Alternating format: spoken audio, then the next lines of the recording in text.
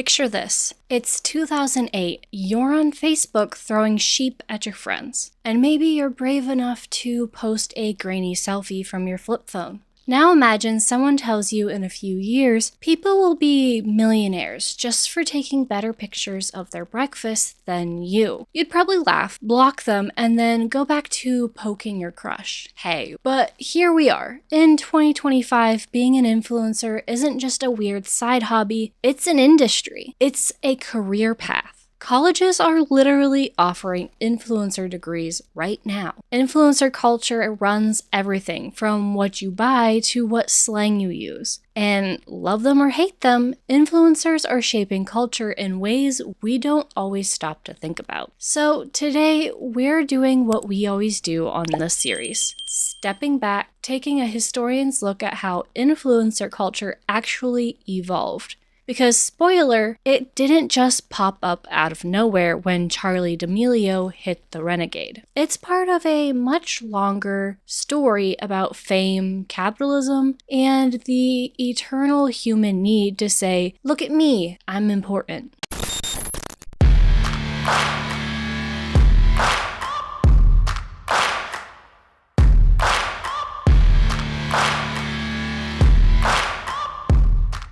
Influencers before influencers were basically just kids on the internet who got weirdly popular. We're talking early 2000s MySpace, scene queens with their raccoon eyeliner and straightened bangs. People like Jeffree Star, yes, that Jeffree Star, got their start not by selling makeup, but by racking up friend requests like digital royalty. Then came YouTube, early creators like Smosh and Jenna Marbles. They were entertainers, comedians, personalities. Nobody called them influencers yet, but they were the blueprint. People who weren't celebrities in the traditional sense, but could command an audience of millions. Back then, brand deals were rare and honestly kind of cringe. Remember when YouTubers would awkwardly slip in a random shout out for some kind of energy drink? And you could actually feel the sponsorship through your screen. There was no rulebook for how to monetize being internet famous yet. But even in this messy experimental stage, you can see influencer culture being born. Popularity tied to personality and personality tied to monetization. Basically, this was the influencer stone age, where clout existed, but nobody had figured out how to cash it in yet.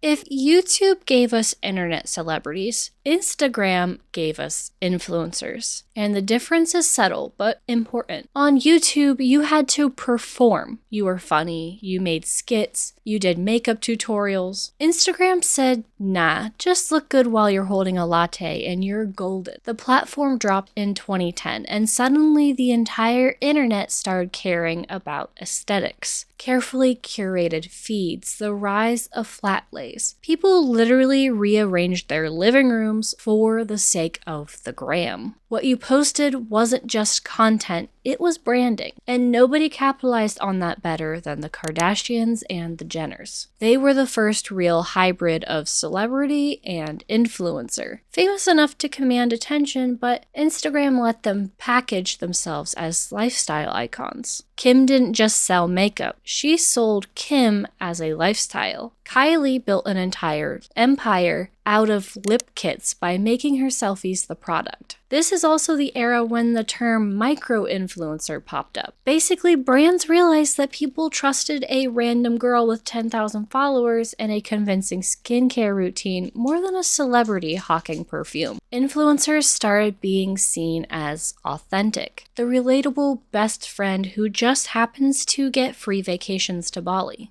And while Instagram influencers were carefully curating the perfect avocado toast shot, YouTube was evolving too. Beauty gurus, lifestyle vloggers, and daily vloggers leaned into influencer culture. Sponsorships, affiliate links, merch. Suddenly, it wasn't weird to see #ad at the bottom of a caption. It was expected. This was the golden age of influence as aesthetic, the filtered, polished, perfect version of life. Of course, that didn't last long before cracks started to show, and that's where things started to get interesting. By the mid-2010s, influencer culture wasn't just a vibe anymore, it was a full-blown industry. We're talking money, contracts, brand managers, entire teams built around the business of being relatable online. On YouTube, the beauty community turned into its own empire. James Charles, Jeffree Star, Tati Westbrook, these weren't just creators, they were CEOs. Makeup tutorials evolved into million-dollar product launches. Entire cosmetic lines lived or died based on influencer hype. And when it all went south, you got Dramageddon, the influencer equivalent of a Cold War, except with more highlighter palettes. Over on Instagram, brands figured out influencers were basically human billboards. Sponsorships stopped being awkward one-offs and started being a standard revenue stream. Affiliate links, discount codes, and the dreaded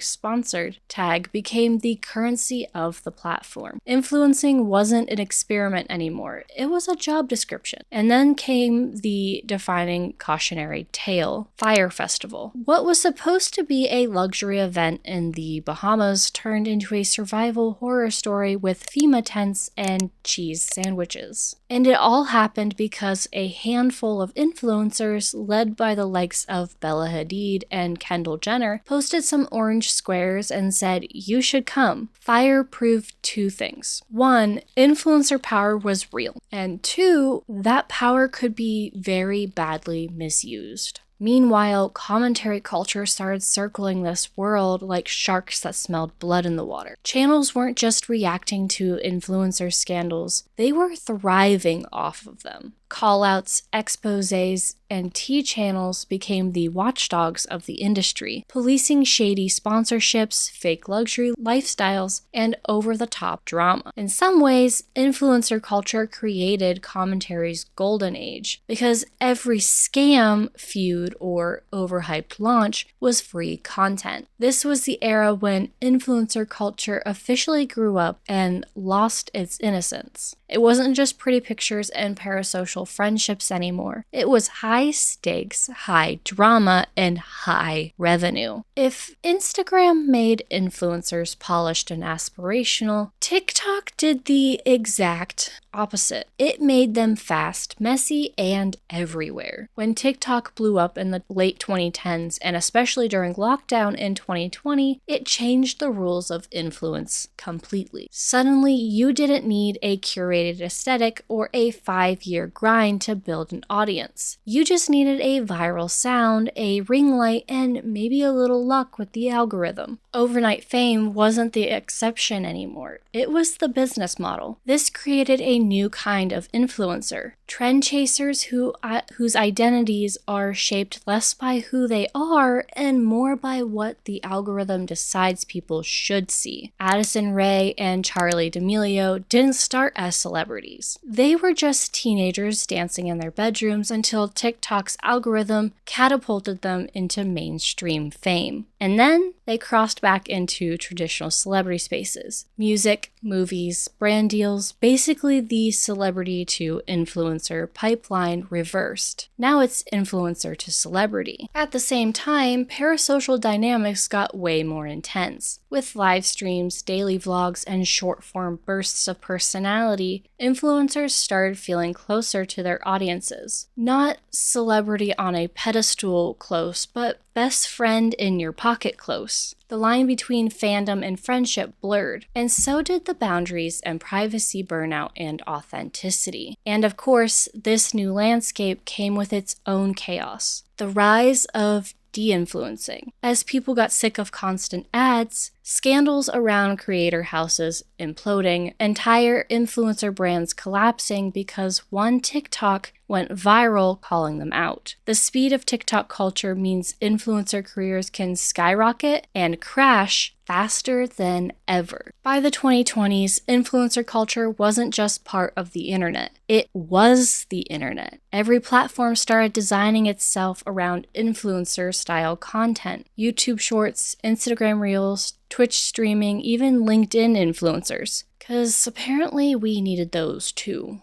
Influence stopped being about one app and became the default way culture spreads online. Here's the thing about influencers. For all their ring lights and discount codes, they're not actually new. If you zoom out a little bit, which, hello, historian here, influencer culture is just the 21st century version of something humans have always done. In the 18th century, Paris had salon hosts, rich women who built entire cultural movements just by curating who got to sit in their living rooms. In the 19th century, celebrity actors and writers were selling products with their faces slapped on posters. In the 20th century, Hollywood starlets convinced the masses what to wear, smoke, and drink. Influencers are just the latest link in a very old chain. People who capture attention, package it, and then monetize it. What's changed isn't the concept, it's the speed, the scale, and the accessibility. Now anyone with Wi-Fi and a phone can become a tastemaker. That doesn't mean they will, but the potential is there, which is why every teenager with a tripod is still chasing the dream. So maybe the question isn't how did the influencer culture happen? It's why did it take so long? The internet just made a very human impulse to be admired, envied, followed, way more efficient. So next time you roll your eyes at an influencer doing yet another get ready with me in front of their perfectly cluttered bathroom mirror, remember, you're not watching the collapse of civilization. You're watching history do what it always does: evolve, monetize, and find new ways to sell us stuff.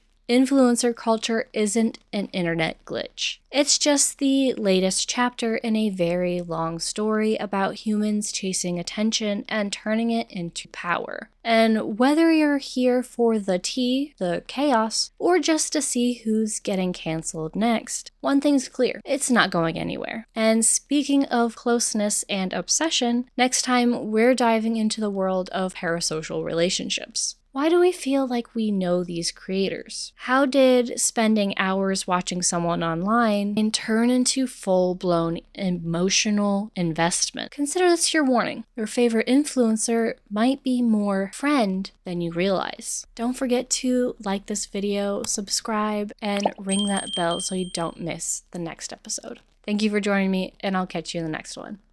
Bye!